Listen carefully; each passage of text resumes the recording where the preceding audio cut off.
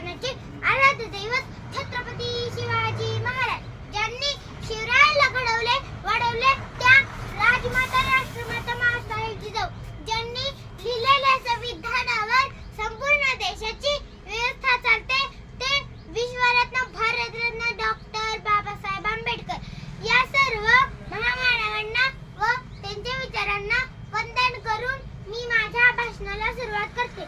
मित्रांनो, आपला भारत देश 15 ऑगस्ट 1947 रोजी स्वतंत्र झाला. परंतु आपल्या देशाचा कारभार हा इंग्रजांच्या तंत्राप्रमाणे चालत होता. म्हणून डॉक्टर बाबासाहेब आंबेडकर यांच्या अध्यक्षतेखाली एक घटना लिहिली गेली. त्याला आपण भारतीय संविधान असे म्हणतो. आणि मित्रांनो, हे संविधान 26 जानेवारी 1950 पासून अंमलात आले. म्हणून आपण हा दिवस प्रजासत्ताक दिन म्हणून साजरा करतो.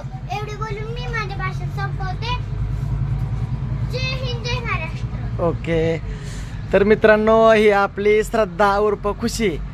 काय झालं तर हिने शाळेत भाषण घेतलं होतं, पण मॅडम म्हणले आचारसंहितेमुळे भरणे भाषण करता येत नाही, त्याचा अवघं मूड ऑफ व्हायला गेला. म्हणून म्हणलं जाऊ द्या खुशी, इथंच आपलं भाषण म्हण.